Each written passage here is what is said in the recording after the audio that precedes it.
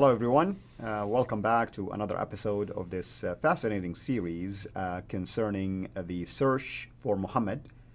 This is Al-Fadi, and with me here in studio is Dr. Jay Smith. And today we're going to take a look at yet another evidence that typically is used to confirm the existence of Muhammad. However, Dr. Jay, as he did last time, will show us how this particular piece of evidence, known today as the Constitution of Medinah, can be debunked, actually. In other words, showing that really it doesn't serve the purpose it is intended for in the first place, and that's to prove the existence of the traditional Muhammad.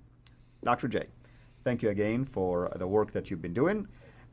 What is wrong with this particular document that myself, growing up, I was aware of it, of course, and I've used it always to confirm to myself that the prophet that I'm following is a real person that existed in the time that I'm told that he was there. Yeah, and this is known as the Constitution Medinah. There are other names given to it.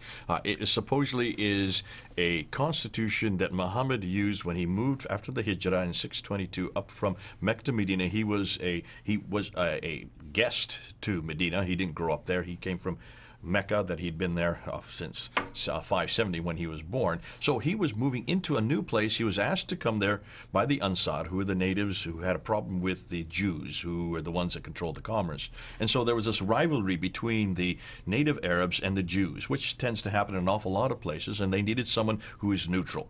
And so he was chosen as that. He was having a lot of problems with people in Mecca already because of his revelation and his stipulations on these rules and regulations that were coming up from these revelations. And so as he moved then in 622, the first thing he did, according to tradition, now everything I'm telling you is according to tradition. Now here is, according to the tradition, the 9th century traditions, here is Muhammad. He comes to Medina, and he knows that there's a problem between the Jews and the Ansar. So what does he do? He creates this constitution.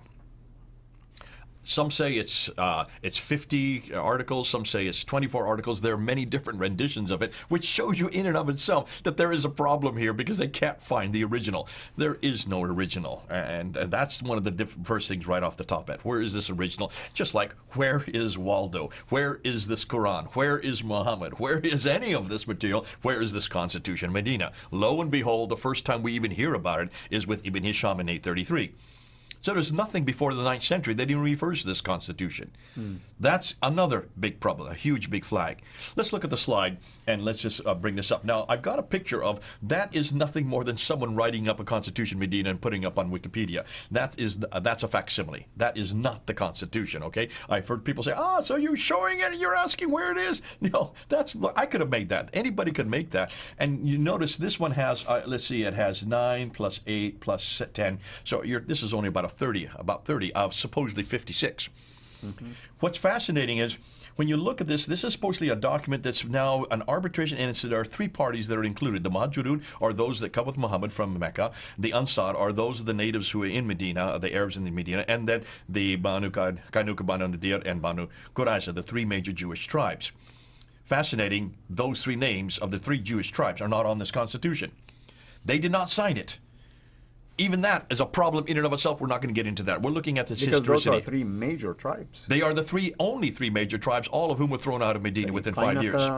Because all the signatures are on the Constitution. They're all there of who signed this Constitution. Those names are conspicuously missing. Now, let's get back to this, because that's not what we're arguing about today. What we're arguing, is this historical? Did it exist? And let's look at the problems.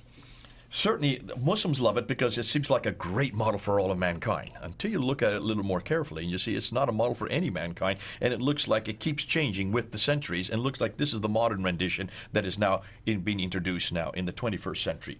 First of all, you'll notice that it's very pro-Jewish. Yet there are no Jewish records of this. And the reason why there are no Jewish records, as our good friend right here, this guy right here, this is Robert Hoylett, who wrote this book called Seeing Islam as Others See It. Saw it. You mentioned this in one of our previous episodes. That's right. This is considered to be the standard work on everything that was written around the time of the 7th century, around the time of when Muhammad would have been living.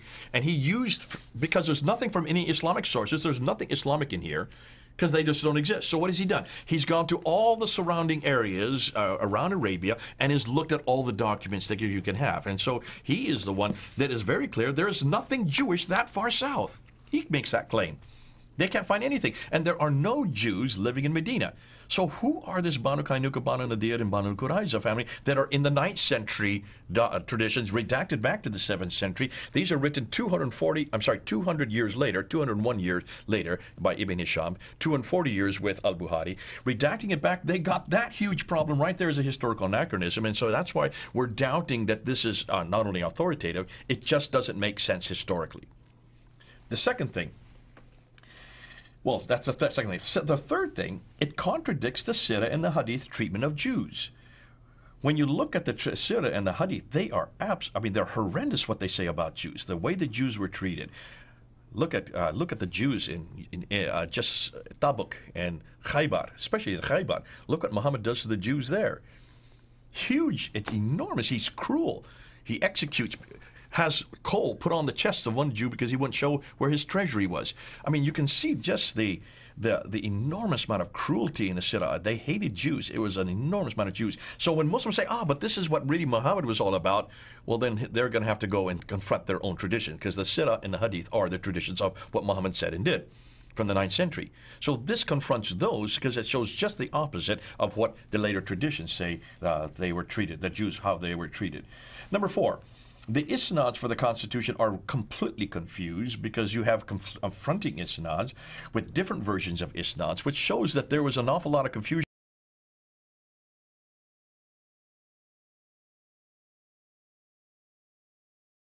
The next major incident of the early Madani period is the Treaty of Medina. The Treaty of Medina. And the Treaty of Medina is a very significant, and it's also a little bit controversial. People have interpreted it in many different ways. So what exactly is this treaty and who mentions it? One of the problems that we have about this treaty is that it doesn't seem to be mentioned in every single reference book. And those that mention it, sometimes they mention it without a chain of narrators or isnad. So we all know what is the most famous book of CIRA. By now every one of you should know. What is the most authoritative classical book? CIRA of Ibn Hisham. But Ibn Hisham is the summary of Ibn Ishaq. Every one of you should know this, right? So when you go back to the CIRA of Ibn Ishaq mentions the entire treaty, but he says, it has been narrated to me. And between him and the Prophet ﷺ is 150 years. Right? So we don't have any direct isnad. Other early books sometimes mention this treaty as well, but again without a full chain of narrators. Some of the books of hadith, so for example Musnad Imam Ahmad, it has a phrase of this treaty that Imam Ahmad mentions, that the Prophet ﷺ كَتَبَ كِتَابًا بَيْنَ الْمُهَاجِرِينَ وَالْأَنصَارِ. He wrote a book between the Muhajirin and the Ansar, and this book mentioned in it that every one of them would take care of their own debts and their own issues and problems, and there will be islah and ma'ruf between them. So Imam Ahmad mentions one phrase of the treaty. The problem comes, as we said, there is no early book. There is no early book. There is no early book that mentions the whole treaty with an isnad. That mentions the whole treaty with an isnad. I want to remind our Muslim audience who are watching right now, brothers and sisters in Islam, okay, I'm going to tell you this, I love you. You are going to notice, and I hope you're paying attention to all of the data that we've been sharing with you. Everything we grow up knowing, me, myself, as a former Muslim, of course, everything we know about Islam, you'll always find it a later innovation. That's what I want to call it. A later innovation. Why? Redacted back to the time frame that you and I are told about when Islam started, when the Quran was revealed, when Muhammad lived, and so on and so forth. That's what you're saying. That's why you have a gap. That's what you have a gap. This is exactly the same thing. This is the exact thing. Now, here's the problem I have. I'm going to look at some areas that I have. Take a look at the very first article. The very first article stipulates that Muhammad is going to be an arbiter between man and God. Would you allow Muhammad to be an arbiter between your God and you? I don't think so, because Jesus is my arbiter. And second of all, this is foreign, kind of like idea. It's added to Muhammad at a later time, simply because Jesus is our intercessor. In this case, the Jews were asked to sign this. What Jew would sign a document which starts with its article saying that Muhammad is now the arbiter between their God and them? And they're still waiting for the Messiah, in the world right? would sign that kind of article. I mean, the ones who created the God, were they not even thinking this through?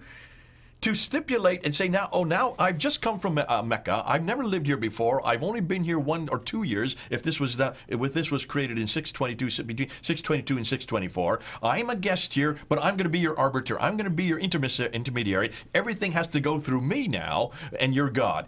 What kind of idiot would sign a treaty like that? Not me. Not any Jew. The Jews who rejected Jesus the Messiah. They're going to suddenly accept Muhammad, who is not even well known. He's not even a native. And remember, what did the Jews do when he came there? They started writing poetic verse against him. Asma bint Marwan, remember exactly, her? and they quizzed him on everything. And what happened to Asma bint Marwan when she wrote poetic verse? Gone with the wind. Well, right through the heart. Right, she was stabbed through the heart by Umar, his disciple of Muhammad, while she was suckling her baby there in bed. She had 6 children. In the middle of the night, here comes Umar, who the prophet said, who's going to take care of this woman for me? He stabbed her through her heart, came the next morning, told Muhammad what he had done. And he said, no 2 goats will... And what did Muhammad say to him? Blessed are you for what you have done for your prophet. That's right. Perfectly accepted. And what was her crime? She wrote poetic verse against him. That's all she did, was write a poem against him. So what happened to this constitution when she wrote the poems? Exactly. Now, knowing that's what Muhammad is, the kind of guy he is, and that's the kind of thing he's accepted, who would have signed that treaty? No wonder the Banu Qaynuqa, no wonder the Banu Nadir, and no wonder the Banu Qurayza. I don't even think they existed because there were no Jews in Medina, as we're now finding historically. So how would this then apply to the historicity of Muhammad or lack of? Because when Muslims say this is a proof that he existed, no, it isn't. It's a proof that this is a fraud created by Ibn Hisham, because that's the first time we hear it. That's not to the 9th century, redacted back on. Notice we're saying to redact all the time. So if you attach him to the document, this is just another one of that we've example. just debunked the document.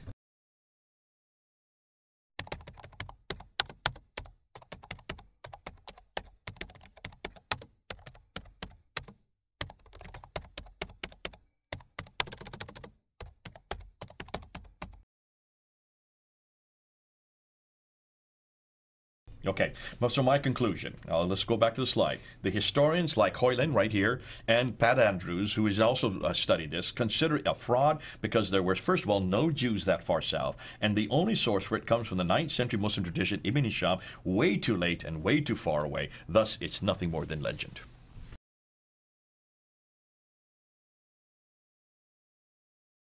All right. Well, we have 2 legends so far that we have debunked. The first one had to do with the astronomy letter, and this one is the Constitution of Medina. Now, the next what we're going to be doing is looking at the Doctrina Jacobi, and then we're going to also include the writings of Sabaeus. So we'll bring those 2 in the next episode. Wonderful. Thank you so much, brother. Thank you, everyone, for joining us here. Hopefully, you are enjoying this series and these amazing, of course, documentations and issues that we are raising here.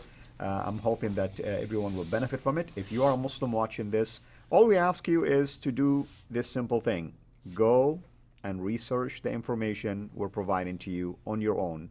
Don't listen to me. Don't listen to Jay. Don't listen to anyone. The Lord has given you an amazing ability to reason, to think for yourself, to decide on your own. And at the end of the day, my hope is this, that you will find the truth in Christ Jesus our Lord. Until then, have a blessed day.